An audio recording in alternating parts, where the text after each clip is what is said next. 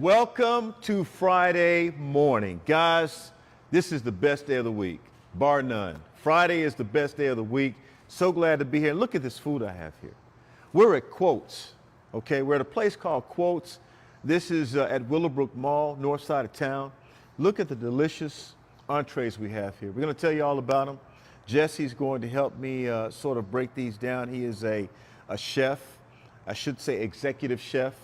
And the guy obviously knows what he's doing. But in the meantime, we got to talk about some other things. You guys know the Astros won last night to beat the Yankees by the score of 3-2. Breggy bomb, baby.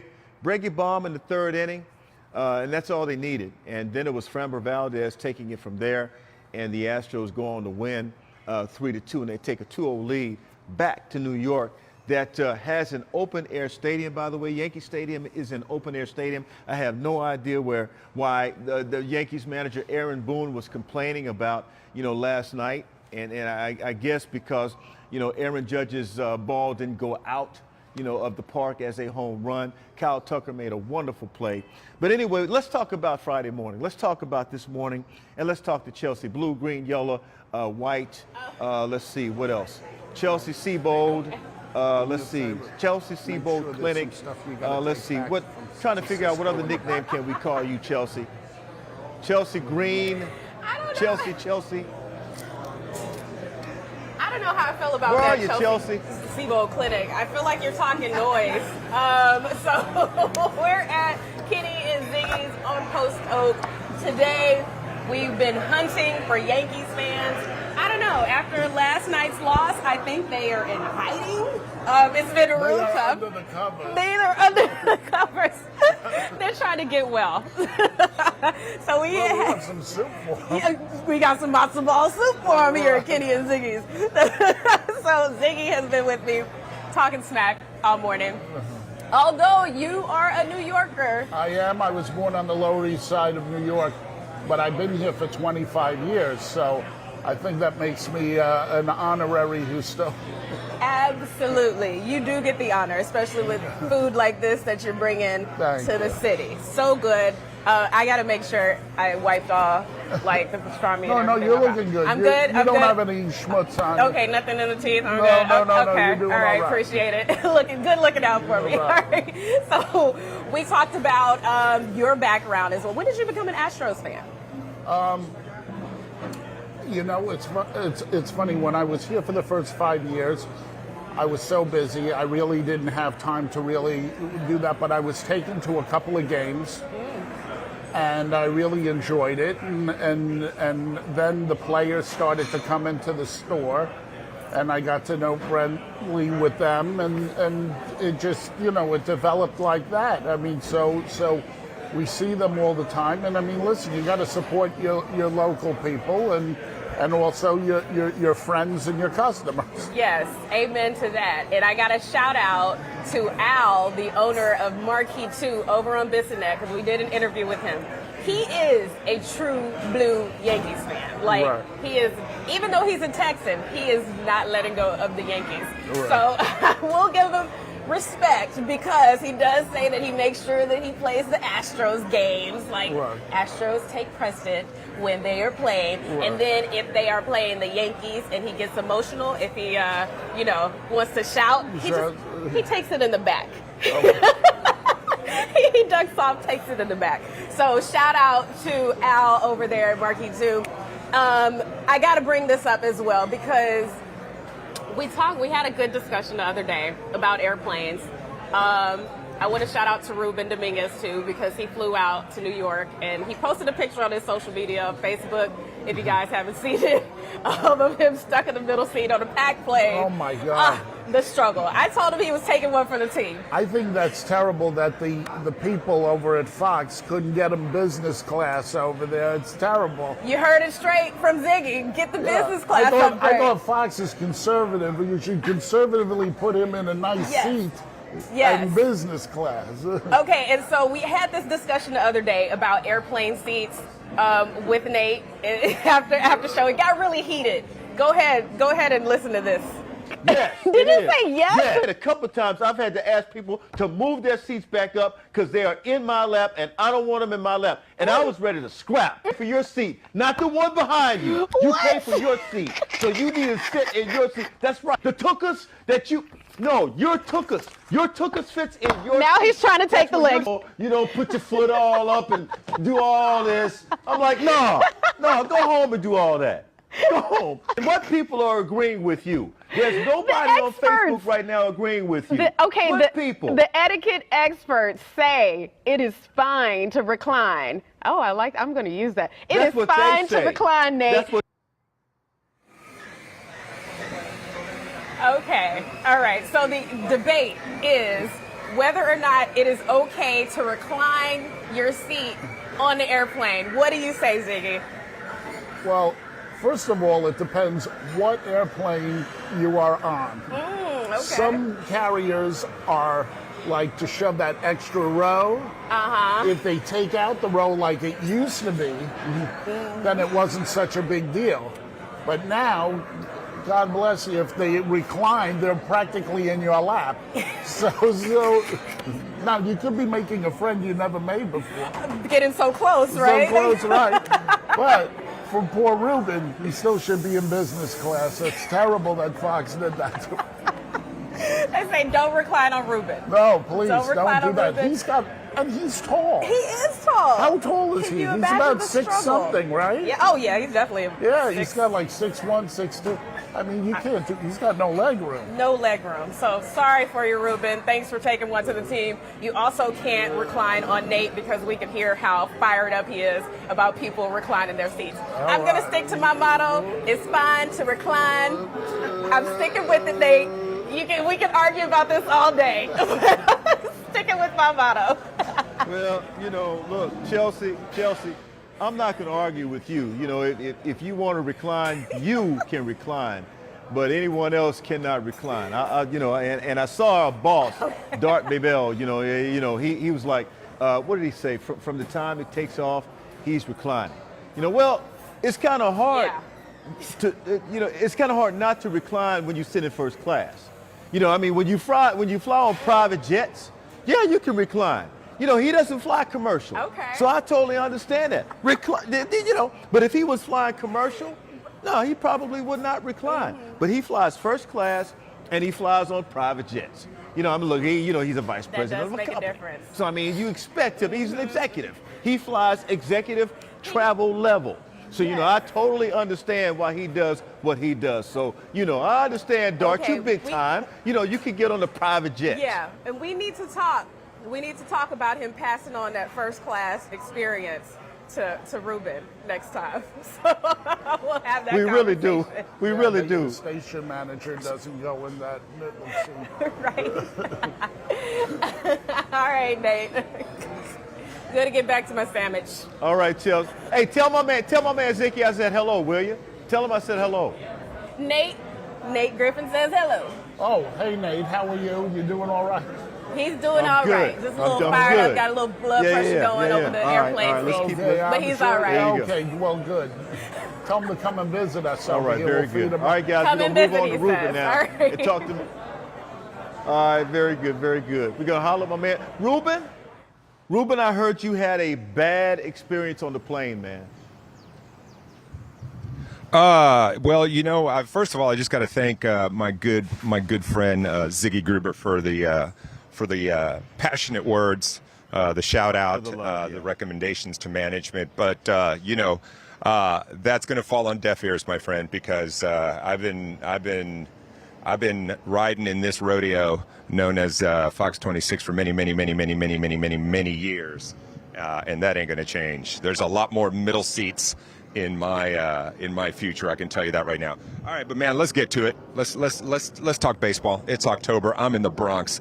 This is ground zero for Yankees Nation. If you were watching earlier, we got here yesterday, and I'm in this part of town. You just can't come rolling through the surrounding area here at Yankee Stadium dressed in Astros swag, because we've seen too many stories on the news. We know how this ends up, both in regular season games and especially the postseason.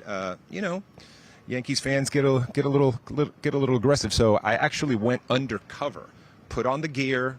I made myself look like one of them, and I infiltrated the Bronx. Basically, we went all the way up to Arthur Avenue.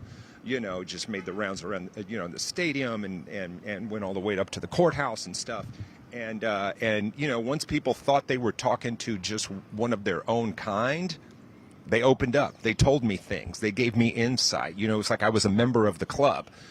So we learned a lot of things. But then I had to go back to the room and take off all the gear and take a hot shower because it was uncomfortable. It was very itchy.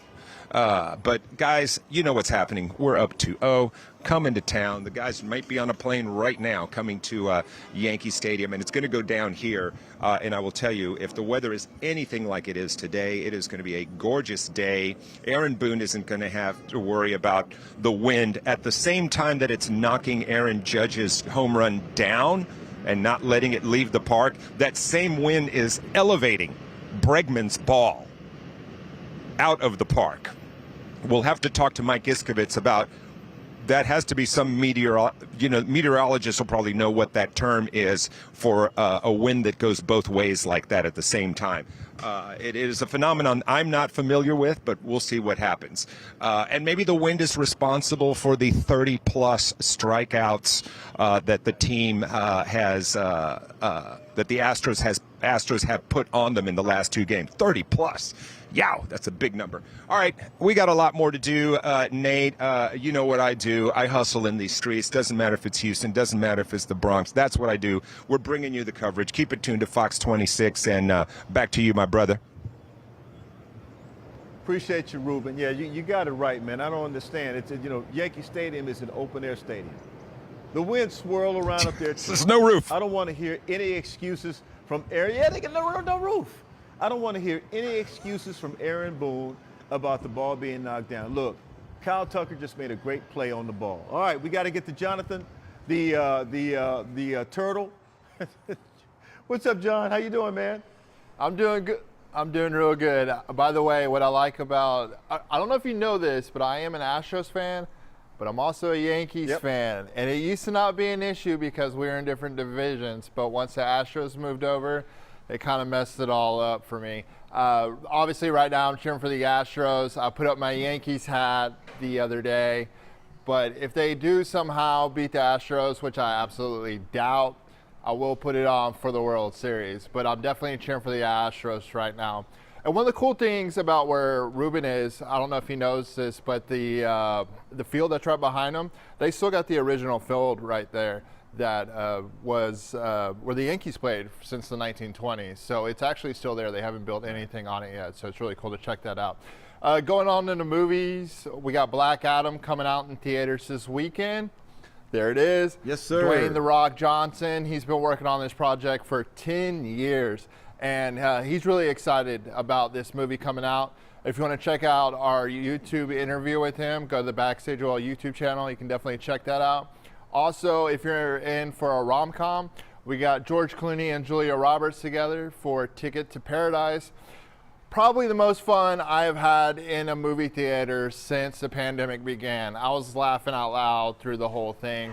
It's just good to see those two coming back together. Definitely want to check that out. And then I sat down with Ethan Hawke and Ewan McGregor for I guess you would call it a dark comedy. They're in a movie together called Raymond and Ray. That's now streaming on Apple TV Plus.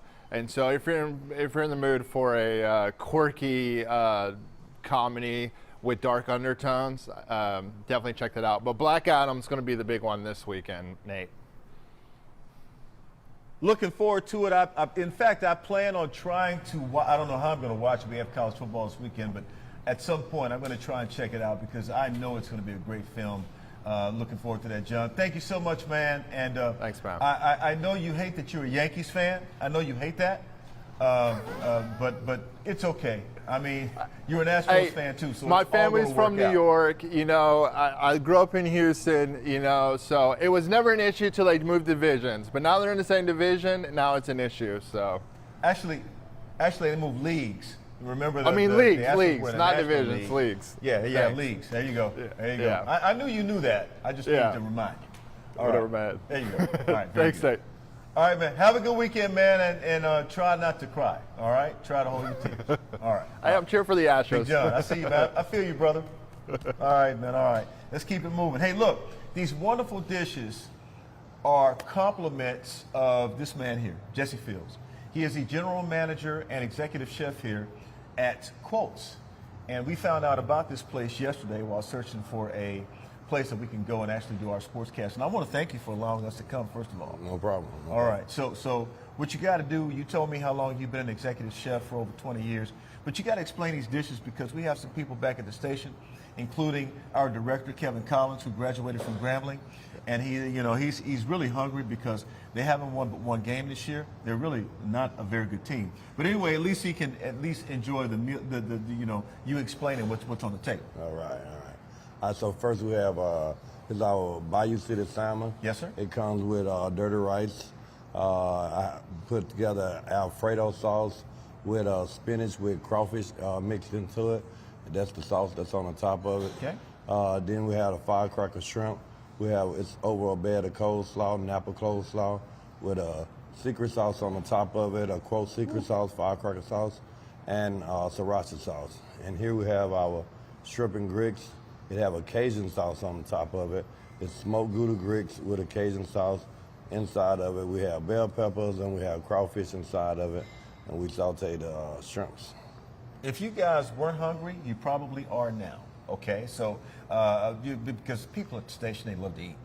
Because of the hours that we work, Right. We work strenuous hours, and because of that, it builds up an appetite. Yeah. So people get really, really hungry.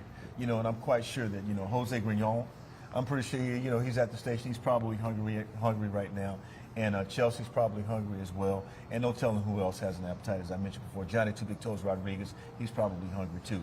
So you've been here how long now? I've been here 3 months now. 3 months. Mm-hmm. How's business? Business is great. What are your hours?